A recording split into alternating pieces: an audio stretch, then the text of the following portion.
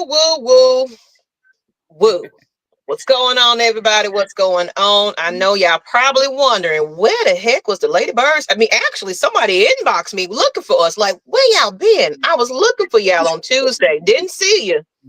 Look for you on Tuesday, Thursday. Didn't see you then. When y'all coming back on? Well, guess what, people? We here. Give a shout out to Deshaun, one of the first that definitely said something. What's up, Queens, and my crush Asia. See, she here tonight. Kirk, go sit down in my there goes the rapping voice. I'm gonna hope that okay.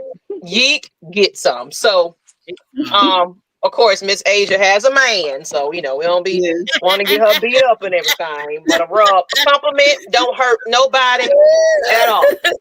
So thank you to the compliment. What's going on, ATL Leo? What's happening? What's going on, Xavier Litman? You lit? Okay, then giving us our flowers and red and black. Nice. Appreciate it. Woo, woo, woo. Y'all awesome. Y'all drinking tonight? That's the question. Mucho Grande, what's going on? It's the home team, Blackberry Yeet. Ladybirds Yeet. Everybody just in here yeeking and woo-wooing. I want some of that eggnog. What y'all got going on tonight? Matter of fact, I'm drinking eggnog. Really, 1090, red and black. And what's going on, Brian Peoples? Y'all in here. Brian, hey. On time today. Okay, and you back from vacation? Okay, we got to hear about it. Put it in the chat.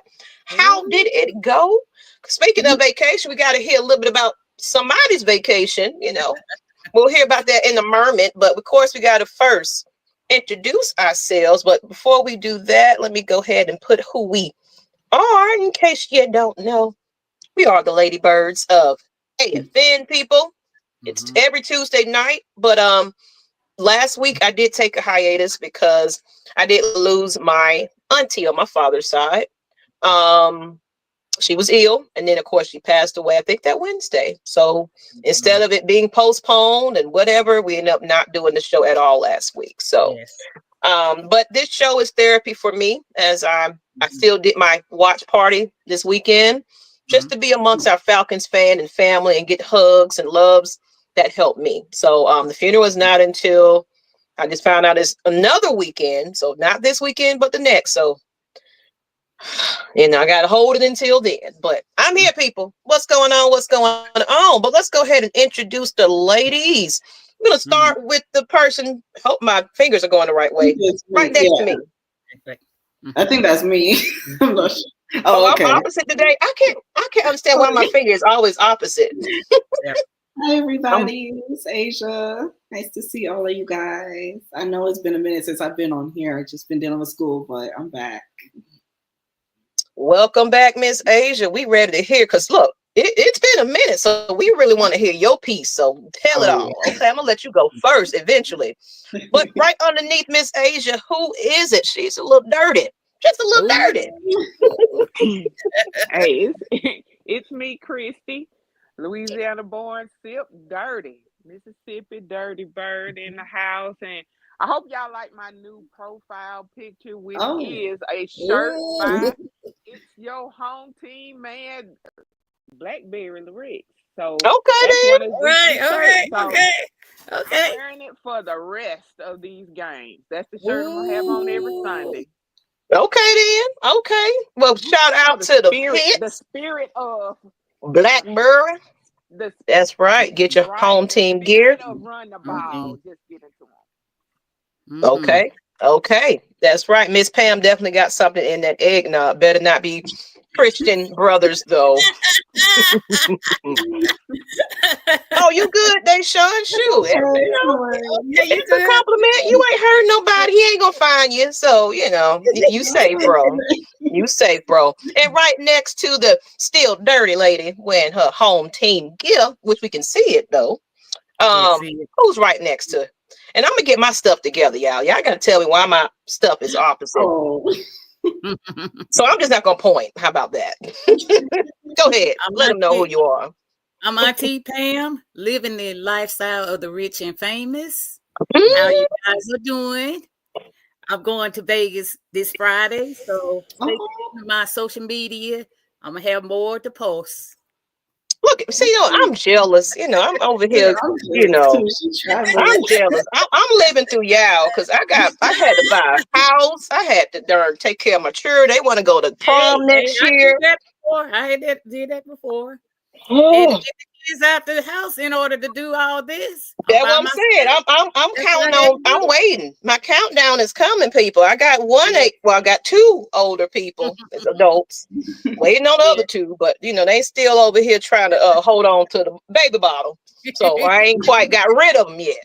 So that's where I'm at with it. Sup, lady? Smooth. What's going on? Me and my lady went a 7-day cruise to Jamaica.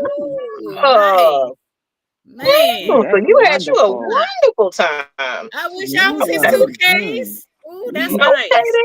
Oh, sorry for your loss. Thank you. Yeah, I'm holding it together, ladies and gentlemen. Hello, ladies. All right, Val Venus. When I see Big Ant again, it's on site. I shall not be little brother being bullied. What y'all got going on back in the background? You always just got something going on, Mr. Leo. Let's see. All love Lady Birds, as well as Bed on Black 811. 8th Auntie Pam. Okay. So I will. All right. So we're getting our proper introductions in and everything. Salute D. Coleman. I see you, baby. I see you. All right. Did you guys miss us? I know you did. So all right. So we're gonna get into the nitty-gritty because it's been 4. 4. Let me say it again. 4 losses. Yeah. 4. Yeah. Back to back. Yep. We at first we was winning the South. Oh, we win now league. We all of this, but the question is, what's happening? What is happening? So let's just get right into it. I just want to go straight to it. The collapse. And what should Raheem Morris do? The question is he losing the locker room? And I'm gonna let Asia, since she hasn't been here, and I know this is gonna be a short one for her. I'm gonna let you go in a little bit. How do you feel right now as far as the state of the franchise with Raheem? It's like, because it's funny it's weird how we go from 6-3 to 6-7, and within those 4 losses, we had 0 passing touchdowns and 8 interceptions. So I feel like lately, especially these past two games, from when we played the Vikings and when we played the Chargers last week, our defense, our pass rush showed up. Our secondary is nowhere to be found. Our offense, I mean, there's still some type of disconnection. And I get tired, and I know you guys get tired of hearing the same thing Raheem Morris says every press conference, every week. We're going to stick to Kirk Cousins. Kirk is not my cousin. I'm sorry. But I will say. And we're going to get into that. We're going to get into that conversation too. Yeah. Look, keep going, Asia. Just go ahead. Just get it out. Get your bit out. Get it out. I don't think it's just a quarterback issue. It's been the defense. And it's also coaching. And like Maggie was saying earlier, it's discipline. The team, it's 12 penalties in one game. That's an all-time high for us. Kirk, and I don't want to compare Kirk Cousins to Carson Beck when it comes to turnovers. Because the way he throws the ball, he programs his plays. So it's like the defense knows who he's about to throw to because he's looking directly at the player. That's why you see Drake London getting double teamed. That's why you see Mooney. He's still catching balls, but that's why you see Pitts dropping catchable balls because the defense reads Kirk's eyes. They know who he's throwing to. So that's another issue, and that's what causes turnovers. Now, the offensive line, I don't know how many times we have to go over this when it comes down to running backs. whenever we have big plays, it gets called back because penalties. Penalties. Exactly. Pre-snap penalties, false start, what you call it, holding. It's always something. That's why I get so worried. Every time we have an explosive play, I'm like, is there a flag? Okay, no, there's no flag. That's why I hate having to feel like that with this team. That Denver game silenced me. The Chargers game last week had me mad. Like, I was about to rage. And then this past game, I just didn't know what to say. Because I'm like, what are they, like, I just don't understand. It's like the same thing. The same thing. Yeah, and it's like, and that's when it what comes to the press conferences, right, they say the same thing. Right. We just got to move on to next week. Y'all said this last week. And the week what before, is going to change? Game. Like our design, nobody's scared of our defense. We are dead last when it comes down to sacks. The amount of sacks we got in a game is probably the amount of sacks one player would get in one game this whole season. The Eagles, for example. A defensive player from the Eagles probably got more sacks in one game than we got this whole entire season, which is sad. That's a coaching issue. Okay. And Christy, I heard you kind of chiming in a little bit earlier, and you're a little low, just to let you know. I'm not sure if you're far away from your microphone, but do you want to chime in on that? You know, of course, let us know how you feel about the state of the franchise underneath Mr. Raheem, the Dream. I could kudos to Asia, the same thing. Mm-hmm. If it's become so repetitive what your weaknesses are, everybody has seen it since the Seahawks game. Yeah. And he said, and again at press conference, I didn't even watch the last two because after the Chargers game, he said it's just one game. It's the same thing he said after Denver. It's the same loss after the Saints. It's just one game. Well, what do you say it is now? Because we're not number one in the NFC South anymore. He's not even smiling. But guess who's else not smiling? Bijan. Bijan has. Did y'all notice that Bijan wasn't smiling at all during this game? They are wearing his tail. You know what? I had the watch party going on. I was too busy making sure everybody was in and out, but I wouldn't be surprised. That's why the question is: did we lose the locker room? You know, that's kind of one of the key points of this question. And is he losing it? Thing in the press conferences, he hasn't taken accountability himself as the leader of this team. He hasn't. But if you go back and rewatch this game, especially in the first half, he's talking behind the card, and then they pan to Kirk, who's holding his hands over both sides of his helmet, like over his ears, trying to press to hear over the Vikings fans. Somebody's telling him something of what to do, but nobody takes the accountability to say what that is. Now, one thing that Raheem says on repeat that I know, again, why I finger the leadership is he says they are executing the plays as expected. I just don't know why it's not working. You know, he says stuff like that on repeat and nobody's paying attention to it. But we, the fans, keep targeting the players, but this is a greater issue than that. He's busy sitting there chewing gum on the sideline when he needs to be yelling at the players and holding them accountable. That's the same thing that Dan Campbell does with the Lions. You see how good the Lions are because he's yelling at them. 12-1 right now. Exactly. They're on a roll. And that's why I started this show off with this one, because you got to start from the top on down.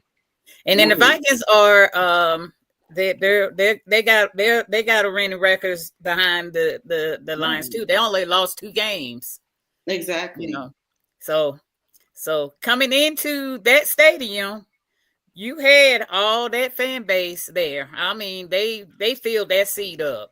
I mean, you had the horn blowing, you had the drum beating, and they were in the game all the way up till that fumble on the safety. I mean, fumble on the special team, and that turned everything around. And then it's just like it was just an Addison and Jefferson show after that.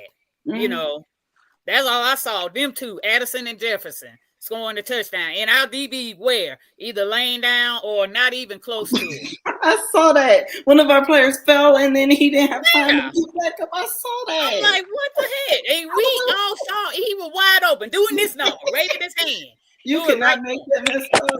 You cannot make it up. I'm like, to be more careful. Yep. So it just truly comes down to this team is not disciplined, but it comes down to coaching. Let's you know, we can point, you know, we can get into the individual players and everything else, but it definitely starts from with, you know, up top on down. What got my goal is they were supposed to kick a field goal. Where the holding call was. Yes. On that play. Exactly.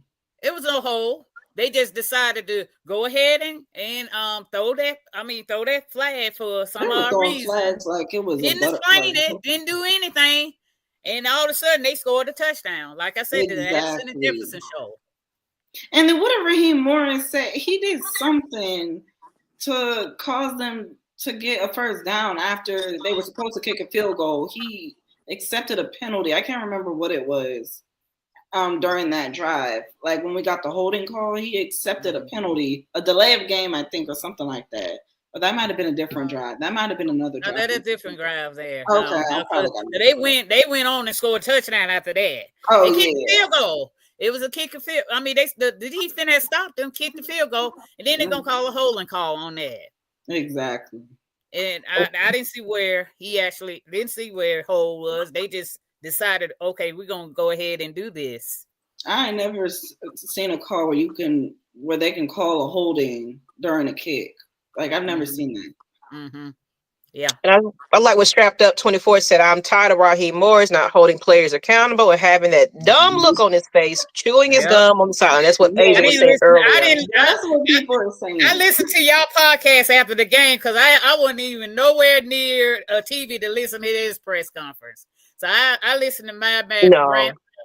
Everybody making fun of him and his pissed. People was pretty much, we was outside just trying to make the most of it. So we didn't see the press conference. We was out there just we had the cold. Yeah, so it's like I ain't even want to hear. I really didn't, but I was ready for some sushi then. I told my daughter, go and get a sushi. So we stopped by. Let's go eat some good food. You know, cheer me up. I started drinking, you know, I went live a couple of times and you know, I was in my feelings about Kirk. We're gonna talk about him next, but so everybody got pretty much there, you know, and of course I'm in sync with all of you guys. I will say this too: if we lose to the Raiders and the Giants, I'm probably going to be done with Raheem Morris because this is why people say they want to Bill Belichick. This is why everybody said they want to Bill Belichick. People feel like Raheem Morris, he's not. He's too much of a player's coach. He's not like. What's the word I'm looking for? He's not direct.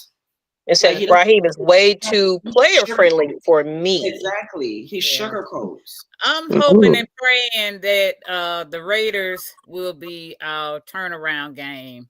I know Desmond Riddle is starting, and so he's gonna seek revenge and stuff like that. So, but I honestly think the Raiders game, their defense is not as good as ours too. So I'm thinking it's an opportunity for our offense to go ahead and everything, offense and special team and defense. It's time for them to step up. Exactly. They know their backs against the wall. They're behind Tampa Bay, and we're way out of the wild card spot right now. The only way to get into the playoff is win the division. You hope that Tampa will lose, and you hope that the Saints will lose the game. That's what we're hoping. And you hope the Saints will lose because the Saints can easily slide and take our spot. Because mind you, aren't they 5-8 and we're 6-7? Right. We gotta be careful because they're slowly. This is why people said like Tampa Bay is also playing the Saints, and they got to pay the Panthers also. So they got some division plays left to play. We got some teams to count on.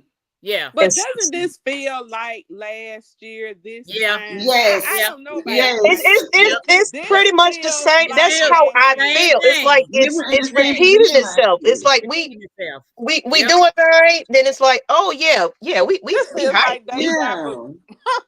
Because you're at a point, even for how the Panthers have improved in their play, even with the Saints, how even with losing Carr, I'm sorry, it's been some improvements that you can actually see.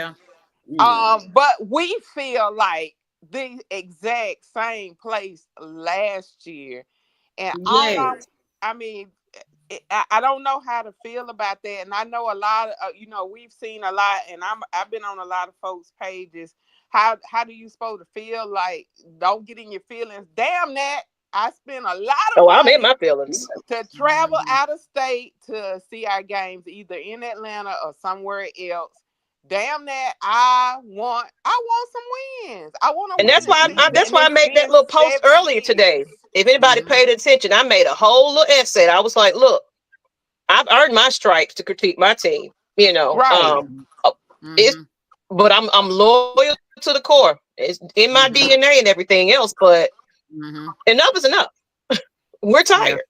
Hit that like button. That's right, home team. Hit that like button. It says if Raheem Morris is not fired, go ahead. It's just like your mate or something saying, I'm gonna get better. We're gonna do better. I'm gonna get better. I'm sorry. It's this always time here, and I'm sorry. Maybe next year. Better. And it's almost like that TikTok meme where she said, he's mine and I love him. I'm sick of that. I'm sick of that. Don't say I got an abusive relationship with the Atlanta Falcons. That's just it's an abusive relationship. See, this is what it is. You can make Ms. Maggie as a Falcons fans counselor. Just pull us down off the ledge. That might be a good. You know what? My coaching services are open, so Falcons fans, in case you want to woosah and get it out, individually, privately, we can talk about it. Okay, maybe we need to have like a coaching session, right? It's a matter of fact, Christy. Good idea. It's time. Let's talk about it. Since we talking about getting over some things, we're gonna get into the next topic but of course I agree with you guys everything you said about and fans in the chat. Look, we've been repeating the same old say. That's why I said this is a vent session today. We ain't gonna highlight who was good or not or none of that. We don't want to hear it because we don't know what to expect no more. Because we gotta so unpredictable at this point. You don't know which so all right, so we're gonna talk about I agree, Southside. We better not lose to the Raiders or the Giants, or I'm ranting. I'm gonna rant. So, of course, we had to talk about Raheem Morris. The next conversation starter is Kirk Cousins done for.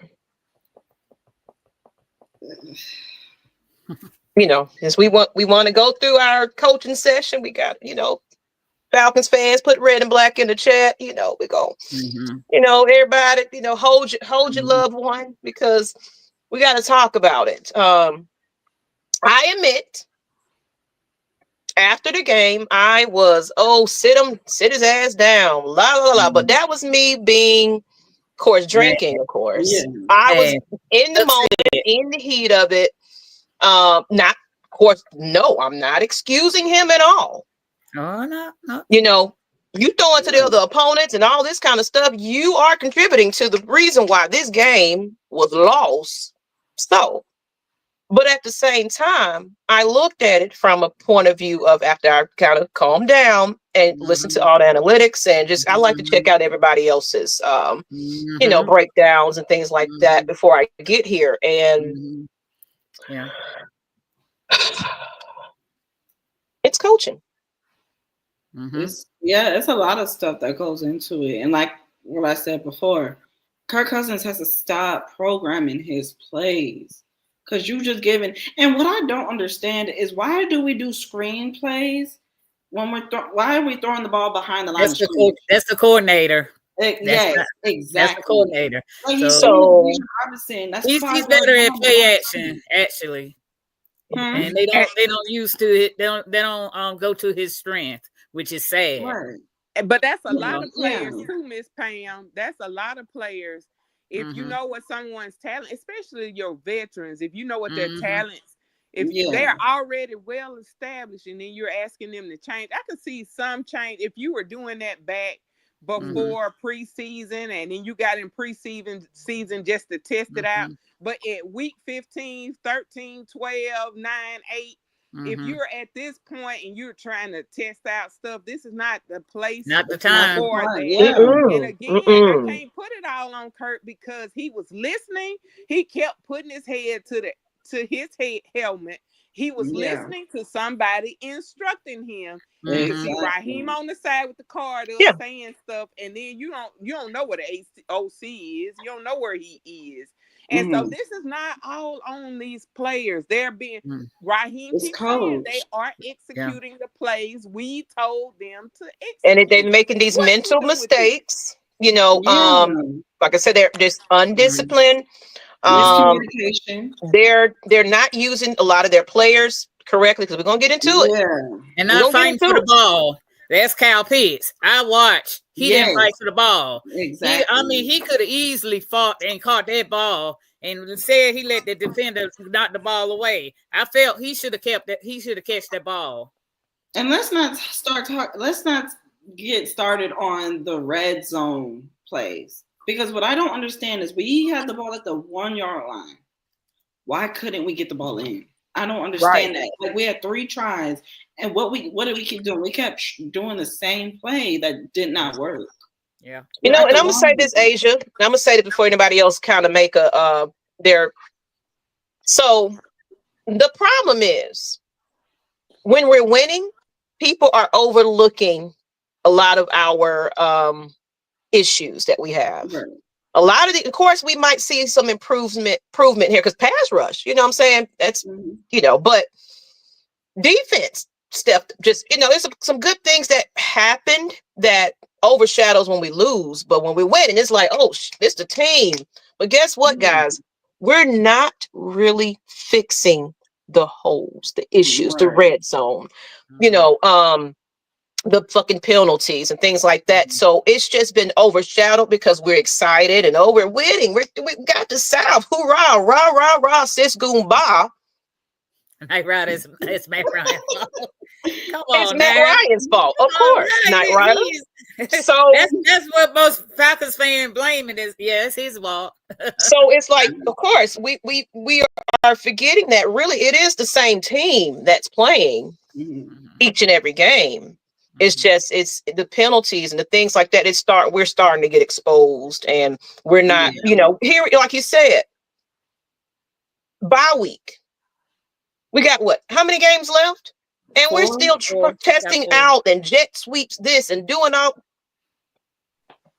We should be definitely and the defense equal on both sides of this game. Well, we come in here and we know what to expect each and every week, and that is to win. Right now, we don't have no expectations. Do y'all agree with me? And that's the thing. And this is why when we even said at the beginning of this year, like I think it was like after the when we played the Buccaneers the first time, after that one good drive in overtime, like we're not going to keep having games like this where we keep coming up close and winning, because the games are going to get harder. The players are different each week. So it's like you're going to expect something different. We're not going to keep having these lucky last minute wins or last minute drives where it comes down to like a minute left in the game in the fourth quarter and Kirk Cousins has to do his game winning plays, or we keep relying on Koo. Because I know, like I said, and I'm not the only one who was complaining about Koo, but he didn't miss a field goal in this game, y'all.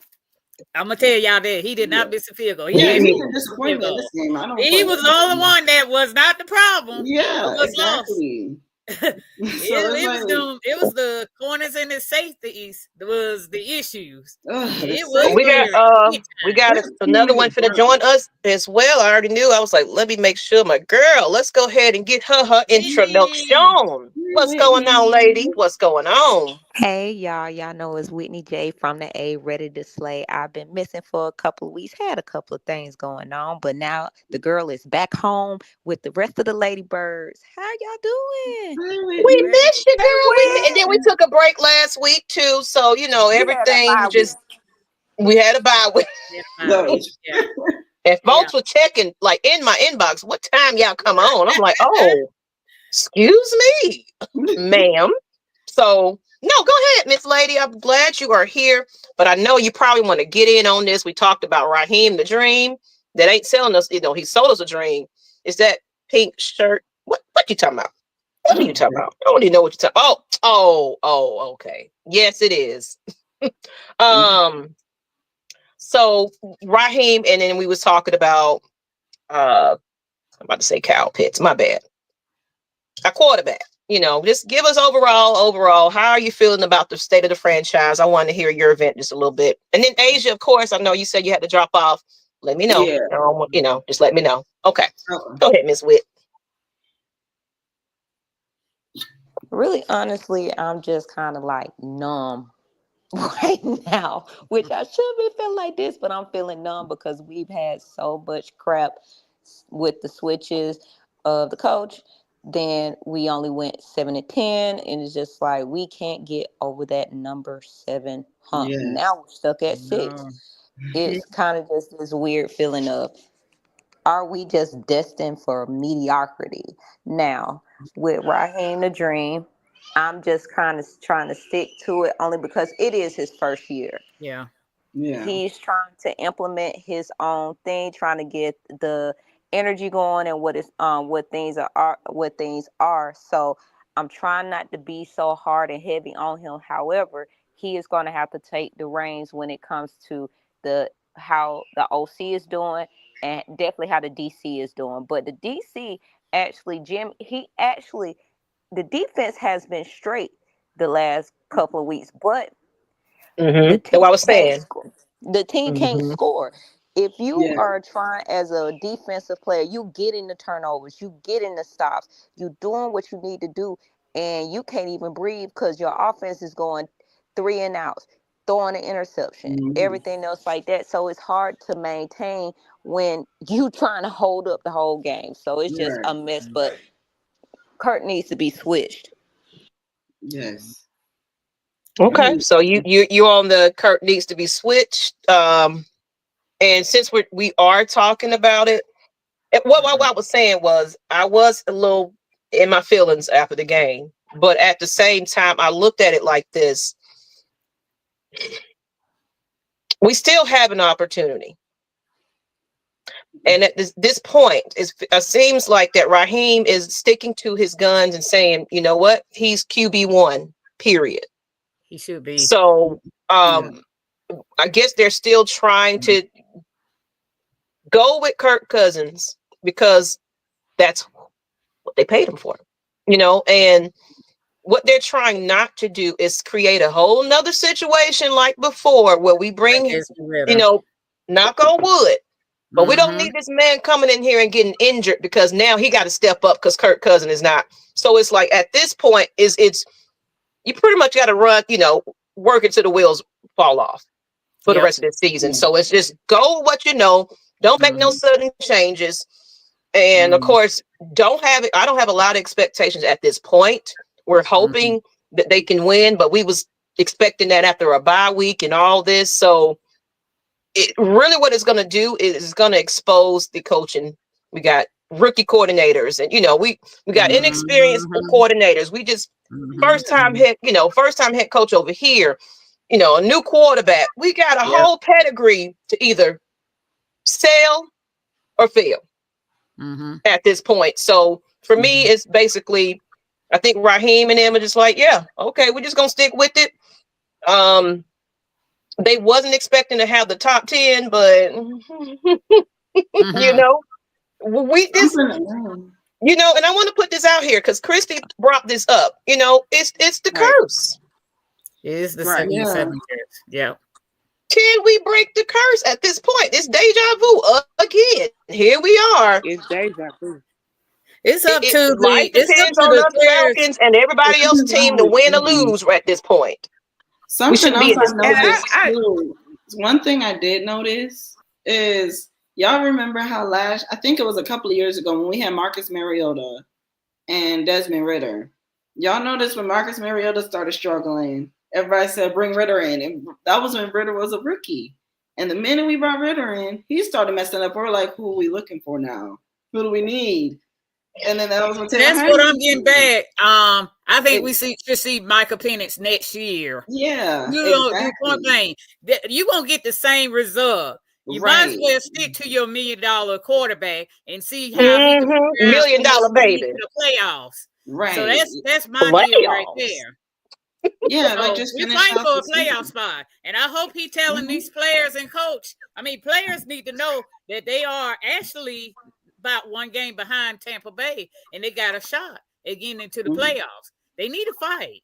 Yeah. And Christy, I know you were saying something earlier too. You wanted to chime in on what I couldn't hear you. I was just saying I agree with you, Ms. Maggie, that I think one of the reasons why they won't put him in, Raheem keeps playing like he don't know what happened last year, which is crazy. If you're going on a job interview, you're trying to find out everything about. He's being sarcastic. So he was lying. He's been lying those last several press conferences when you say that. But it would expose you, Ms. Maggie. You hit it. It would expose some coaching weaknesses, and I think that's the primary reason. Because remember, in the Denver game when they put him in, he started getting a little bit of a momentum near the end. And so when people started asking him about it, he easily dispelled.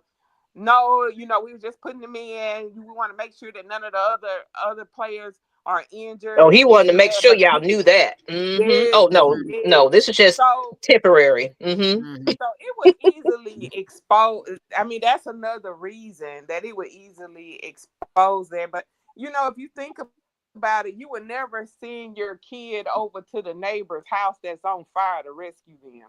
And I think it wouldn't be fair to Penix to put him in that situation, even though he says he's ready. I think he would be ready if you put him in. I mean, he really believes he can make a difference. But if somebody's telling you something in your ear to execute a certain type of play, like we've been seeing, and we recognize, what is he gonna do? Is he gonna do what he think is best, or is he gonna do what they say they told him to do? Okay. That's what's happening. Okay. Preach. Even the defense reverted back to the stuff that didn't work. We reverted back to abandoning the run play. Don't that sound kind of familiar, Christy? Don't that sound hella familiar? Yes. I gotta hop off, you guys. So I'm gonna talk to you guys later. Thank you, Miss Asia. Thank you for coming on. Thank you, Asia. Thank you. You're welcome. I'll see you guys later. I think that's how he's identifying with who to throw to.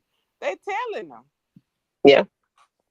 I think the fact is that Arthur Blank probably not gonna make them switch because of the investment in Kirk Cousins. I don't know what has caused this collapse that's going on. Cool missing all those field goals when it came to the Saints. Then the whole situation with us not being to convert points. Then we got towed down in Denver, and now this. We had so many chances to score to where it just like then Ray dropped having a fumble. It was just like that was the collapse right there after he fumbled. Yeah, everything that could go wrong did go wrong. Yep. And it's just that is the Kirk Cousin curse still on with him not being able to make it through the playoffs? But he had a better record in Minnesota. I don't know. But do we have a curse of our own here with the Falcons? Because it's starting to feel that way. Because after we made it to the Super Bowl, that's when we made the transition to Mercedes-Benz, and it's been shit since. Well, somebody said that we're gonna it's controversial, but it was like they should gave them church people they spot back. That's just saying. But of course, I believe in we need to do what we goddamn need to do. as far as I'm not a superstition type of, whatever. You know what you're supposed to be doing, what game you're supposed to play, coach. You know you're supposed, and you're supposed to fly ahead if you are in a Western Standard Time. You need to get out there ahead of time, earlier, ahead of time, in a different type of atmosphere. What? Don't go 24 hours or 48 hours prior to get your team acclimated with the environment. They need to be down there at least around Friday. If not Friday, better be down there Thursday at the latest. Yeah, I heard it. Miss Pam said, "Get your ass on the plane and get there." So I'm gonna be there Friday. I'm going there Friday afternoon, of course. But let's go into some of these comments too. Let's see. It's y'all over here. Woo, y'all share this out and doing it over here. It said, did someone say playoffs? I said playoffs. That's a question mark, y'all. Question mark. Playoffs? Yeah. If we don't make the playoffs, somebody better get fired. I mean, honestly, y'all got to think about this league. It took a couple of nobody's getting fired this year. It's just his first year of coaching. They're gonna give him another. They're gonna give him another opportunity, people. Like they did Arthur Smith, so he's not gonna get fired. So if Arthur Smith has 3 years of stinking, they're not gonna get rid of him unless Raw decides to leave. I wouldn't dare allow, or as a fan, sit there and say that, Raw needs to get fired after a year when Arthur Smith had 2 years. He had 3. He had 3 years. Okay, he had 3. Okay.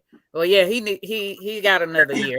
But remember, it didn't take them long to get rid of Quinn, because after that losing season, after the Super Bowl, and then he lost them 4 straight. Yeah, Arthur Blank was down there like this. Hey, bro. But how long was Quinn there for? He was there for a minute, but remember. Yeah, that's what I'm saying.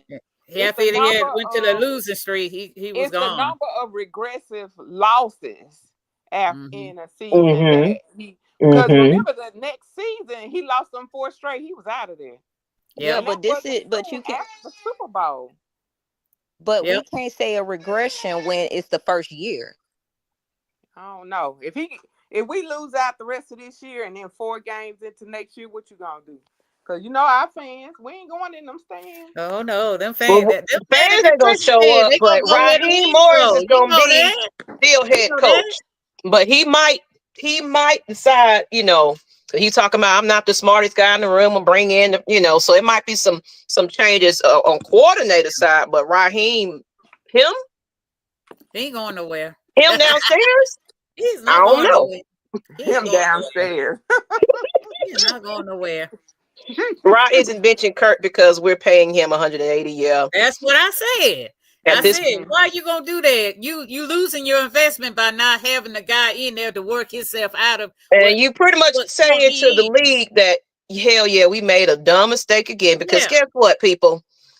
We in another situation with somebody with a contract when we were trying to pull up out of there. Here we go again. So no, we riding the quarterback. That's just what's going to have to happen, But of course, we want what we want as passionate fans, but as a business aspect and franchise aspect, it's like y'all got to think about it. Let's just think about the consistency of this team from Dan Quinn to Arthur Smith to. It's just been basically, you got to think about it. Coordinators moving around, 1 year we didn't even have a freaking quarterback coach, so if we continue to do this circus and just dropping people when we just feel like we need to, these players are just gonna be like, fuck it. What am I here for? Like, I can't even develop because I'm having a new coordinator each year, another head coach this time.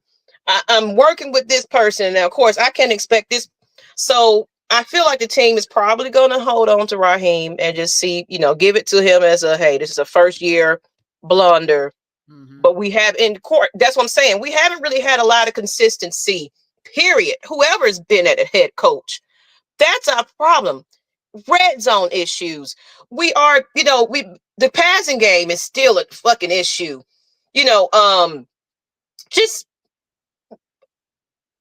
I I can go on, y'all. So let me yeah, let me Maggie. not But let me hush. the problem is that this is not a pocket passer league anymore.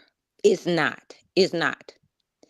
If you look at every play where the quarterback has been able to get down the field on us, has been when they ran.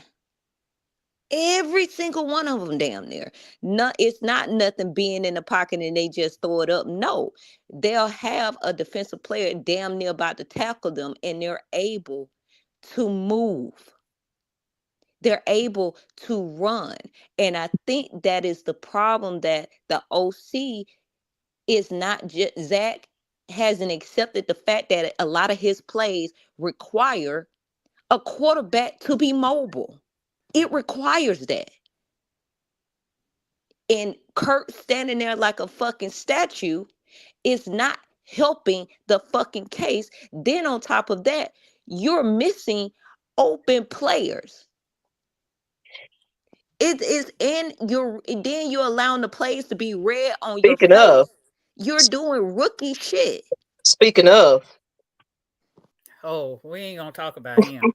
Oh my God. let's talk about somebody that stops in the middle of it. You He know, stops on his route. I see it live. It's me. He stops. just gives up. So Yes. hey, go ahead. I just wanted to put that up. You can finish, and then we'll get into this topic. But it led into what we're talking about next, though. Go ahead. Yeah, it's just that the the players are there. When we have gotten them explosive plays, they have been there, and I'm actually looking forward to see more. People's like, oh, we could have kept Desmond Ridder, but we got a wide receiver. It's just unfortunate he got hurt in Miami. It's just an unfortunate situation. Plus, we got the rookie from Washington who was supposed to be on the defense. He got hurt, and we're waiting on him to come in. Yes, Trice. Mm-hmm. So there is players there. There's things there, but it's time for Raheem and Terry to basically understand that y'all gonna have to scrap some things. Y'all gonna have to do some things. We need bigger players. We need players to start being more disciplined. And unfortunately, y'all gonna have to eat that Kirk contract. You're gonna have to eat it.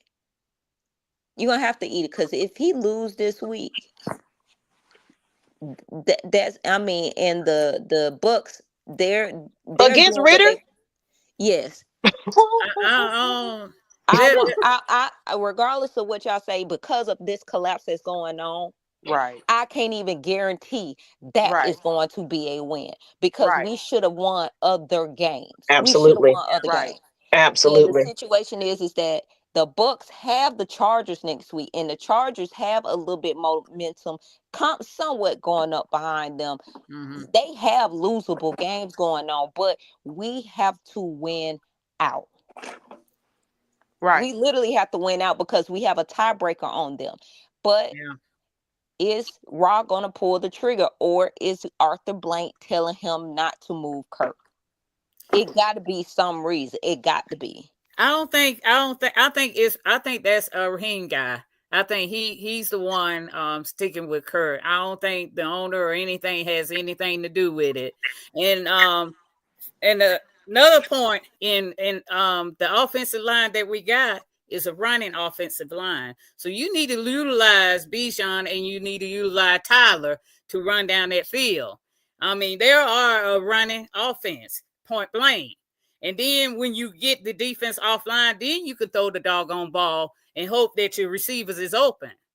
The point is they're not using the running to consistent, and the only reason they're not using the running to consistent is because the game is out of hand. Before they could get on the field, they have no other choice but to throw. So if they could get ahead of the game and outscore the opposing team, then I can kind of see, it working. But as long as the opposing team is ahead, that running game is going to be out the window. You're not going to even use the running game.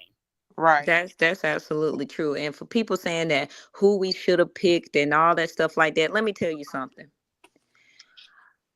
Players have gone to different teams and picked, oh yeah, we picked who we want to, and had a bust. We're dealing with somebody who was potentially a bust in Kyle Pitts.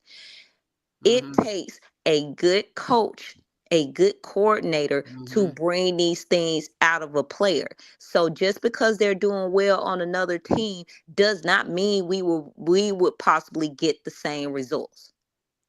It doesn't. And I get irritated when people say that, oh, we should have pulled this person. But you do not know how the coaching would have worked. It just it's a what if game.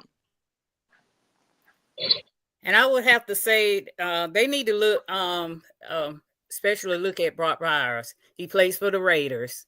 You're going to see how to be a prototypical tight end. Kyle Pitts is not there. He's not there yet.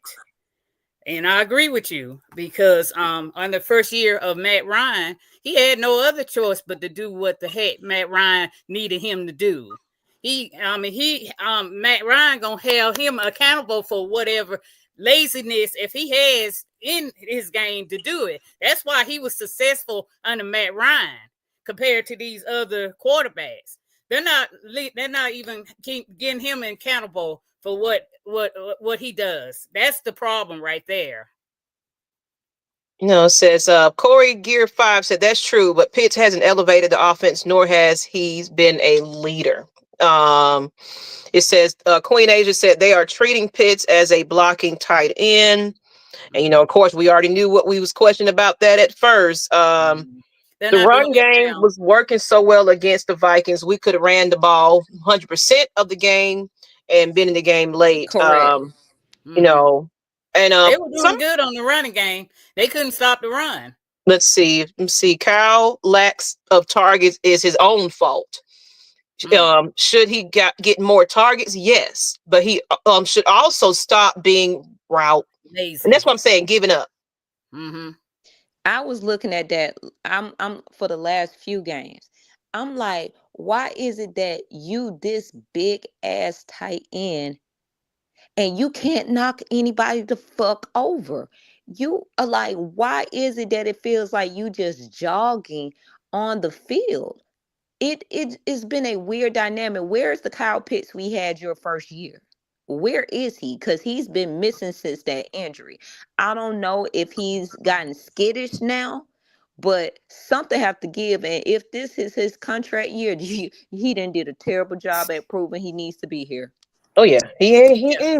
But how they played Pitts during the tight ends day, and how they've been playing him the last 4 games is totally different. Did he go to that tight end camp last year? He broke records. You remember on tight ends day? He broke records that day. Okay. Okay. But how they played him was also different. But that was I'm talking about the camp that what player has that? Kelsey and Kittle. Did they do that this year? I don't think they did it this year. I don't remember any highlights about it, so I could be, but I don't think they did. I know they had a meeting with Gruden down in Florida. I knew they had that. But no, not this year. Okay, I kind of thought so. I don't remember seeing a lot of highlights about it. Because he went. So some saying yes, some saying no. I don't think he did. Not this year, but I could have missed it. There's been a lot going on. Pitt got twinkle toes.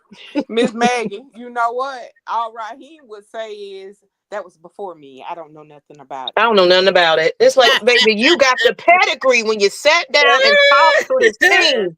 And it's like, look, because he came in talking about, oh yeah, it was the situation is the quarterback situation. You knew a little something about what was going on with these Falcons. I don't want to hear. I don't want to hear. So, Kyle Pitts. Last thoughts on that? Everybody kind of agreeing? I'm done with him. I'm through. He's gonna have I'm Missouri. He's gonna have to show me that he can step it up. But so far he hadn't shown me nothing. I said he dropped like 2 or 3 last game. Cal needs to be working with Uncle Shay. Yeah, he went to the top. He did. Okay. He But it got didn't help. 3 last It year. definitely I didn't only help saw him if he 1. did. Let's They need to teach him how to stop short of his route. That's what they need to do. say, yeah, Pitts was blocking ass off Sunday. That's about all he did, though. Been saying since last year, it's tough to see Drake's effort that says Pitts is giving 100%. So, so we're gonna go ahead and roll with it. Let's go ahead. We're still doing good, about an hour in, so not too bad. I ain't gonna hold y'all too much longer. I know it's Tuesday night, folks. Taco Tuesday and all that. Titty Tuesdays, whatever you celebrate on Tuesday. But let's see. Another one is something we're gonna do. Well, we might wait. Let's get into. Well, no, let's do it. Let's talk about it. This is the All I Want for Christmas Falcons edition. You can sing it. You can say it. Fans, I need you to put it in the chat. We're going to highlight it. But, all I want for Christmas is these Falcons too.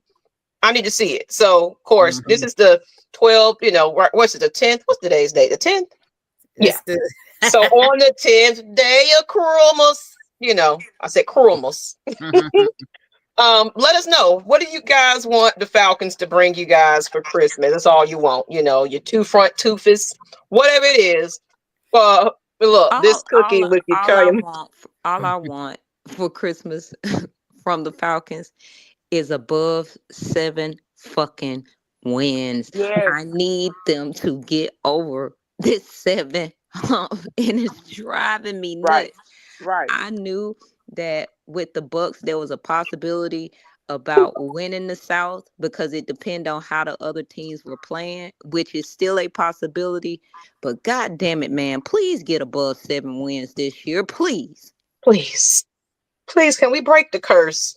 Can we? All I said is I just want a better record this season, improvement on the team. I wasn't thinking playoffs. I was just like, look, whatever improvement we can make, at least get past this hump as far as this record. Right.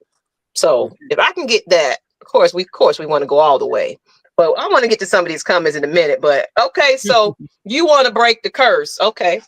So that's all you want for Christmas. Who want to go next? It's the only realistic thing we got left. It is the only, because we didn't have to be here. We've been saying it for the longest while listening to this man saying it's only one game and we're down to this. And there's only 2 out of the next 4 chances that we have of this.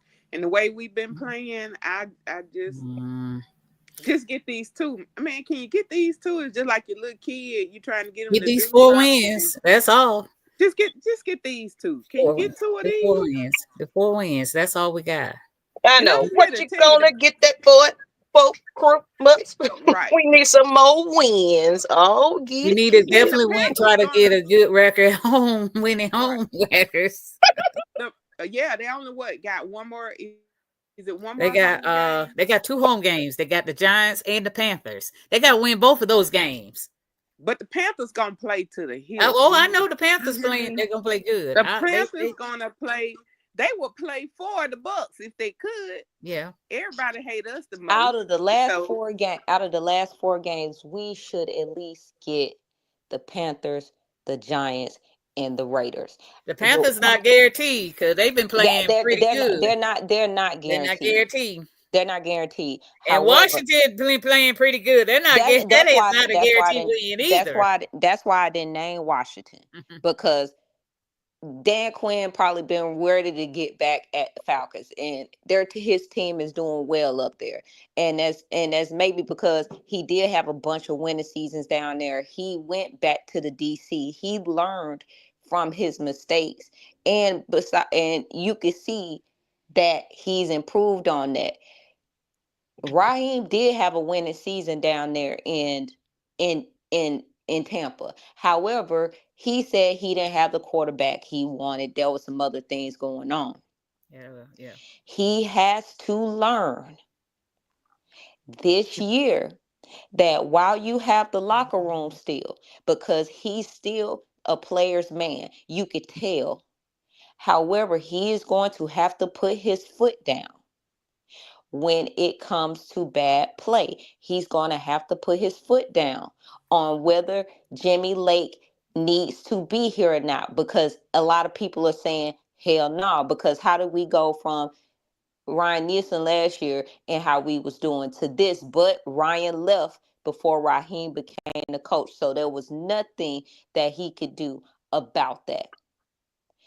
He needs to put his foot down and say, we're going to have to bite this contract with Kirk and put Michael Penix out there because Kirk can't run. You just have to admit that Kirk can't run. Damn near every quarterback now is running in the league. Hell, when he had Matt Stafford out there with the Rams, Matt Stafford runs a little bit. He ain't fast, but he knows to get the fuck on. It's frustrating, and I still have faith in Roth. But if we can't outrun the South this year, he needs to take a hard reflection on what needs to go on with this team. Whew. So, yeah. I mean, at this point, I have no like you said earlier, not a lot of expectations, but we just got to win. We got to win. So, street. All I want for Christmas is Kirk Cousin to get back into his, what we was seeing at first, and not making these mental mistakes, and somebody admitting to the fact that he may be a little still rusty, a little hurt, or he's someone's telling him something and he's following what's going on with that situation. I don't see the confidence anymore. I'm seeing his head down. At this point, I just want better play calling. That's all I want for Christmas. Better play calling. Let's get some W's. We don't need to rely on anybody else to win it. All I want for Christmas is, there you go. There we go. 8-9 is an improvement. I want an offense against the Bucks and a defense against the Chargers. Panthers playing hard. Yep. Thank you for you Falcons for taking Kirk's off the Vikings. Yeah, a lot of them said that. A lot of them. Y'all was crying for him, and the fact is that y'all can't even get over y'all curse. We may lost 2 Super Bowls, but how many has the Vikings lost? And y'all lost that in a motherfucking row. So I don't want to hear nothing from the purple people eaters. No. And that Super Bowl and that championship, NFC championship game that they lost to us on a Morton Anderson field goal is still in their head rent free. I had heard a lot of the Vikings fans told me how hurt they were about that game. It's still in their head.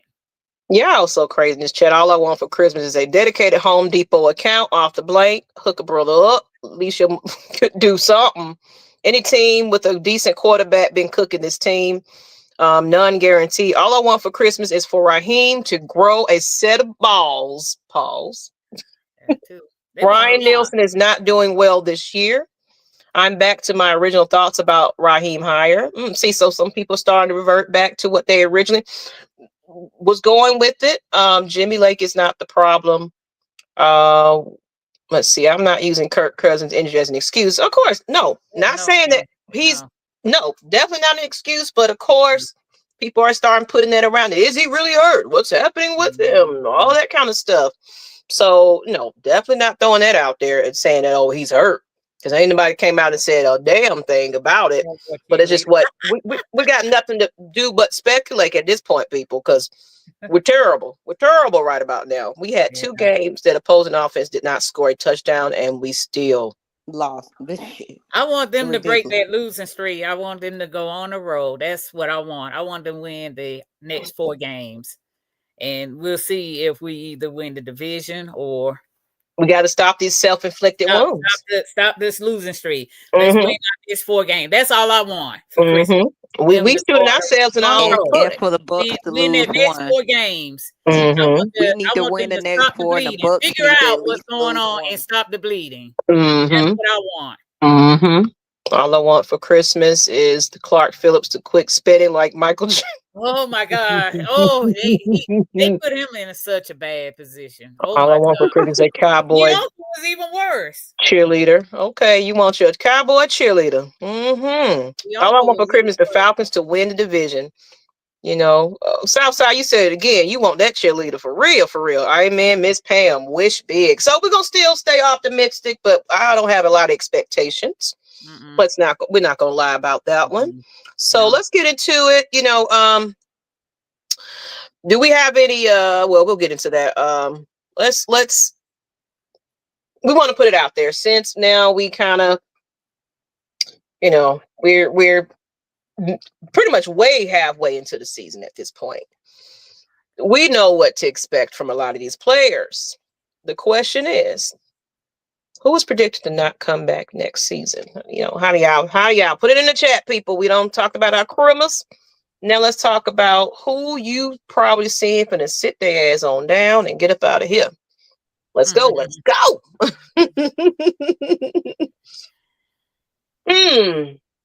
It's really honestly is like, as a fan, you feel bad because you know some of these players are trying. They've had those explosive days and then they just had shit days.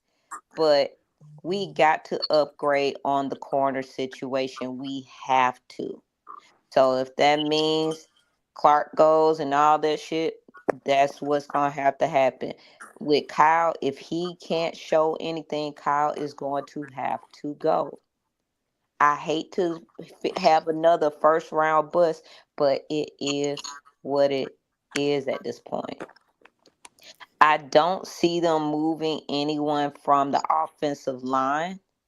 I really don't. But I think they might need to start grooming someone for shit. I'm forgetting his name. Left guard. Now, to my McGarrett. No, left. Matthew or Bergeron. Matthew.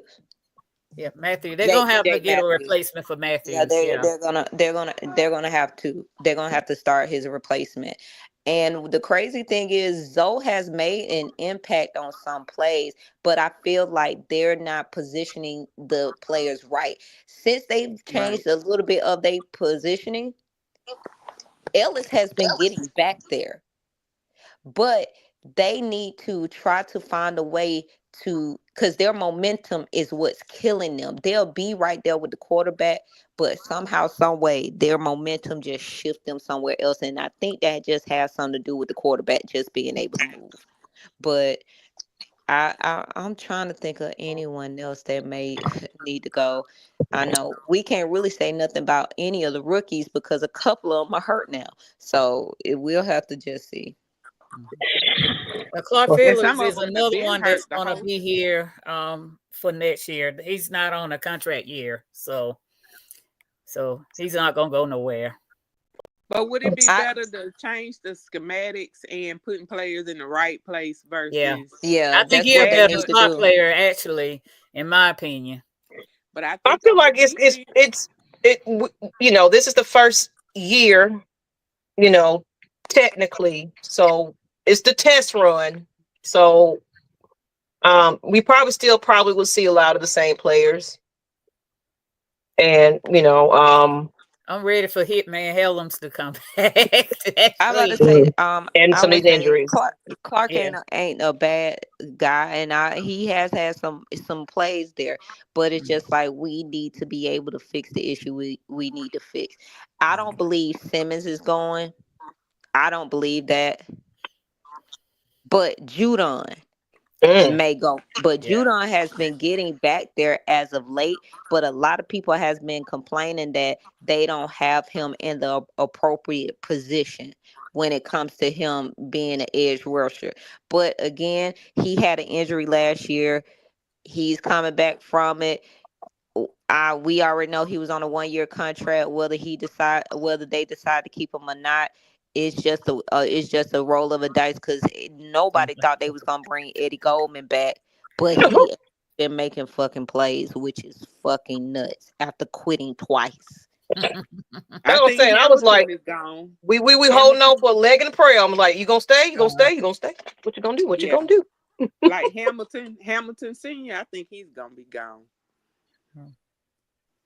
Hamilton. Oh. Yeah. I'm praying that Algier don't go. I'm praying. Yeah, me too. I rather let Pitts go before I let Algier go. A lot of people, it's a toss up. Algier or Pitts can be trade bait next year. A lot of people are just pretty much saying it. Pitts, Judon, AK, Pitts, Judon, maybe Algier, maybe Simmons, Zoe. I can see Zoe. Zoe. You know, so everybody kind of. I don't see Justin Simmons here next season. Jake Matthews. They're gonna get his replacement. They gonna keep Simmons. They're gonna keep him. But let anybody just saying that Grady is gonna be thrown out there. No, they're gonna have Grady as a forever Falcon. Let's just keep it all the way fucking 100. Oh, Pam, wait a minute. What's up with what's going on? So you don't see him retiring as a Falcon? Oh no. I can see Grady retiring that. He put that pressure sometimes on the backside that a lot of people don't see. I don't see Grady leaving because of his leadership. Again, that breakout game after what was it? After the bye, and how everybody was proactive and how he was talking to people even on the side. I don't see that, but I do see like Whitney was saying, stronger, faster, responsive, uninjured free agency and the draft is what the target's going to be when we're looking at the O-line and defensive line. I think we're going to see some vets gone, though. I just don't think it's great. The salary cap, you got to look at that. They're going self-evaluate. They honestly, depending on where we land at this point, we probably will have to make some salary cap type decisions. And it's not like you said, some veterans are going to be up out of here. So he might be part of that. Don't be surprised, people. So, and then of course, what her either about it. And what Raheem said that, hey, if you don't cut it here, we'll make sure you set up for success somewhere else. So he could, of course, he talk all that rah though. So, but according to that about himself and his coordinators, he should have said that about those coordinators. The coordinators. I don't think Jimmy Lates need to be changed, but the Zach Harris, I don't know. He need to improve the next 4 games in order for me to say he'll stay. Oh, cool. Low. Cool's still number 9 in the league, though. I don't know how. And he's still making. He's like the top. People still voting for him in the Pro Bowl and everything. So yeah.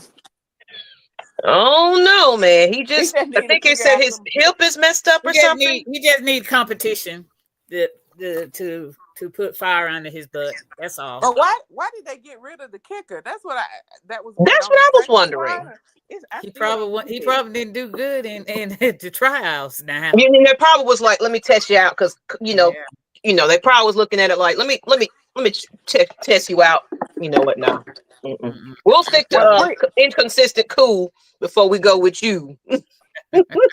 Well, free agency begins. I mean, where again, I think this is why Terry is quiet, except for he been showing up at Raheem's press conferences.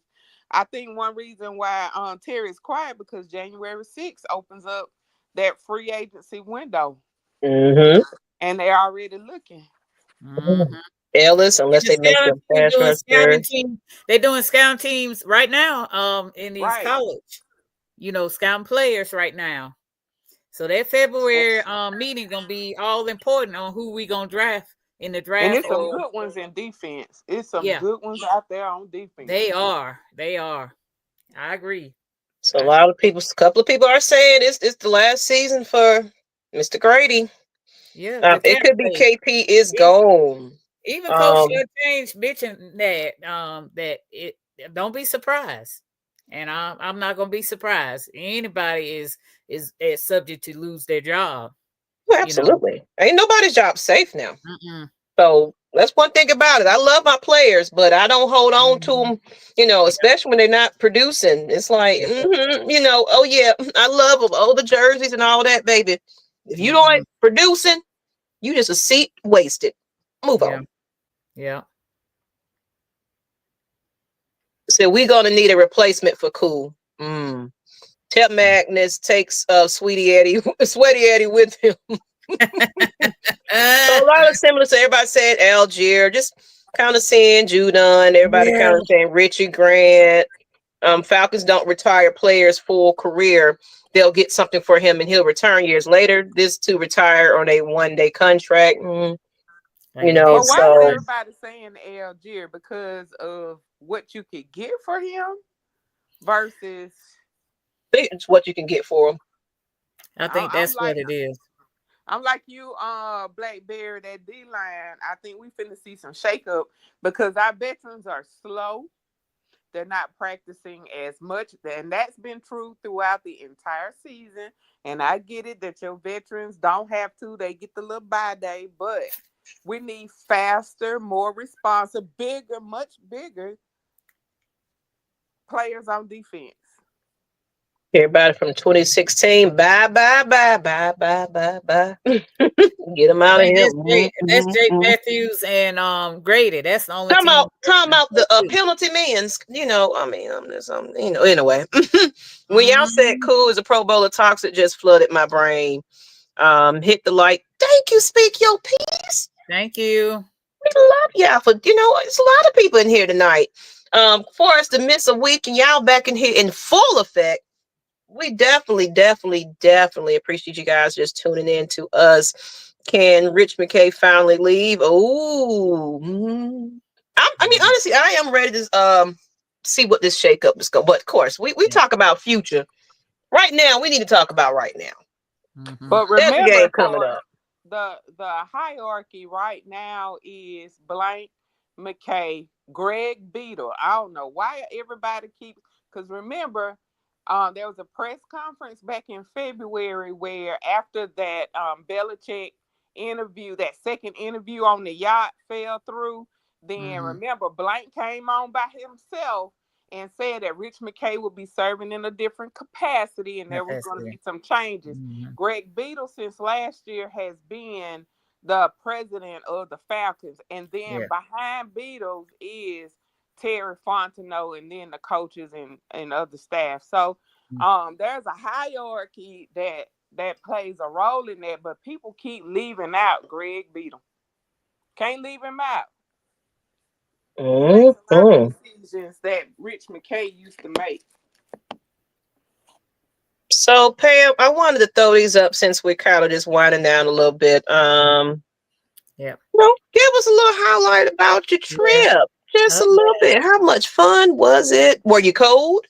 The weather position was that it was supposed to be 12 degrees, but actually the weather was like 35 degrees. Wasn't too bad. Actually wasn't too bad up there. So I got a misconception on the weather. I was overly dressed, which is fine. It's fine. When, some of the gear that I had to wear, but the wind was blowing and everything else. But I had a fantastic time in Minnesota with the shout out to the Rise Up tour. They were all there represented, and we added for more people to join. Wanted to, join membership to this club because they said, yeah, we want to be a part of that. Oh, that's my picture with the Viking guy. He was sweet. He was very nice. I think all the Falcons fans took a picture with him.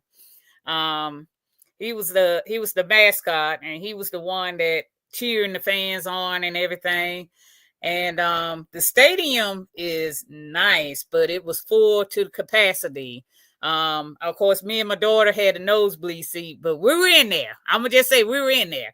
I couldn't pay the $1,000 ticket on the 100 level like they wanted me to do, so I was up in the 300 nosebleed. But I got a good view. I was out of breath going up to my seat. And my daughter said, "Are you all right?" I had to catch my breath, but I finally made it to the top of the seat where my seat was. Okay. And you went to a location that I'm jealous that you went to. And how was that? Did you do the tour or you just took a picture outside of it? Oh, I took a picture actually outside of it because we didn't have time to do the tour and all that. Okay. But we went to the visit the caves where the mobs hide their liquors and provision. I mean, it was amazing tour of that. Then also went to Speakeasy, where where my daughter had made a reservation. She had to give her name in order to, they slide the door open. And the red light was sketchy at first because we went down a dark alley and then went to a door where there's a red light, knock on the door and said your name. And she had to say her name in order to let us in. And like one of those when they peek to the peephole of like yes. Password. Amazing name. We were at the table and Karina was looking. The mirror glass actually opened, which started us. Which had like a want to take our order. Mm-hmm. Yeah. So that was really cool. Okay. Okay. I'm in Minnesota right now. It's colder than a woo. Yeah, so you in there, getting cold. She got the good weather. Weather. Yeah. Also, was the watch party at Tom's Sports Bar that was down the street from the hotel. That's where we watched the Georgia and Texas game. And of course, I live streamed after we won, and the Georgia fan just went all crazy over the win. Oh, Georgia! That was nice. That was really nice. Ooh, yes, was good. Prove it. If you go there, try the Juicy Lucy burger. That's by far the best burger. I'm not a burger eater, but I give it a 10. Okay. Keith, and all those, people that critique food and everything else. Done his big old greedy behind. I saw done some food that I actually ate, and it was an omelet called a Minnesotian. That was where wild rice, onions, mushrooms, and Swiss cheese on it, and sausage. And I'm still eating off of that omelet. I had to take it home with me. Still eating off of it. So that was good. And of course, we had our for those that couldn't travel, that can't live the rich life like Pam. We did have a at-home watch party. Shout out to the actually the South Side vets because we were on the South Side of the game. South Side vets hosted their watch party. And of course, we definitely had to be in the building right along with them. You see Big Ed, Nyght, Ryder, myself. It was a great, this is not even half the people that came out to the watch party. But of course this is after the loss. So we were still just trying to make it do what it do, taking pictures and, just trying to make the most of it because we all came together. We had a good time.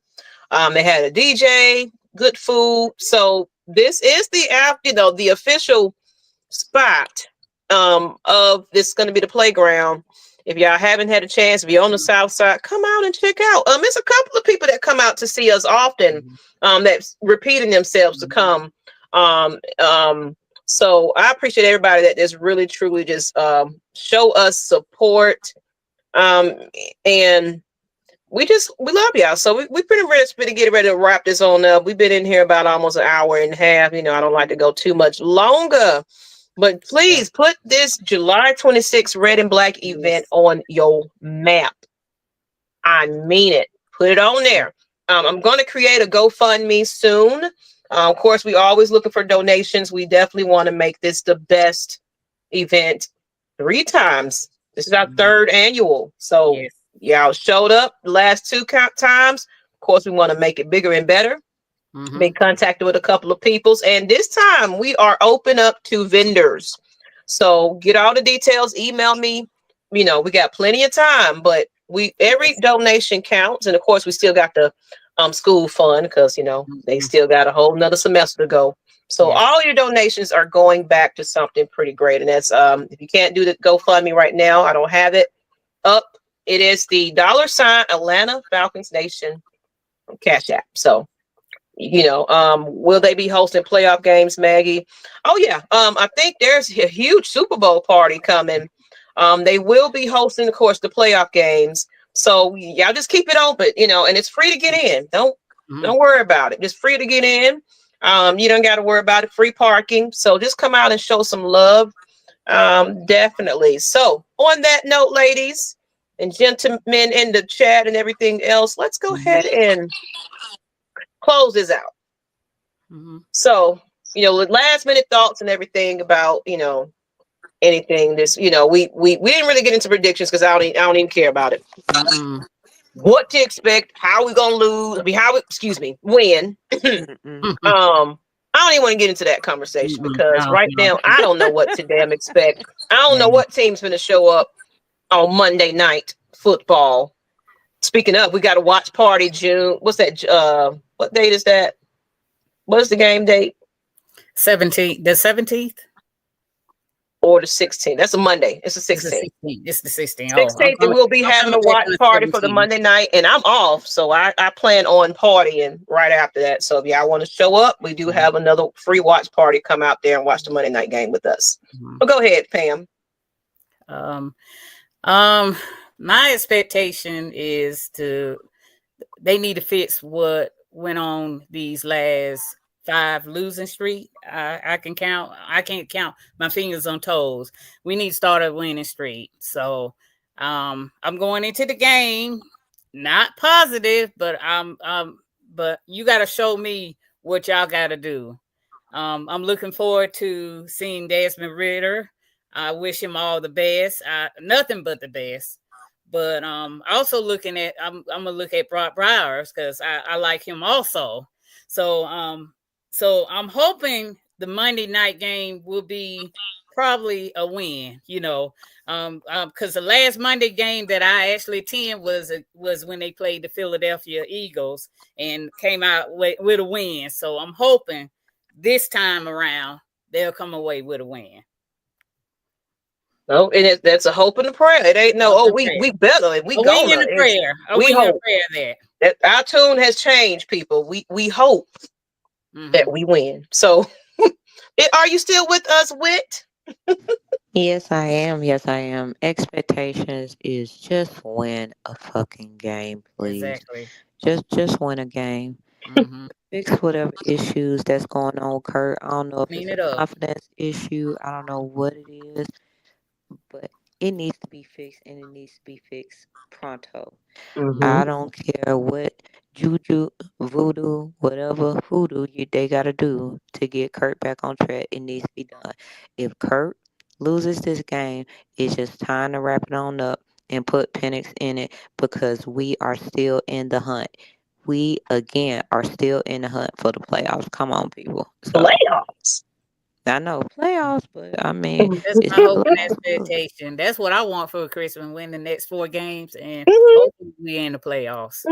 We'll see. ATL Leo, I can't even pull my talents out. My talents have been shaved. The Falcons have been killing me. They snap your talons off.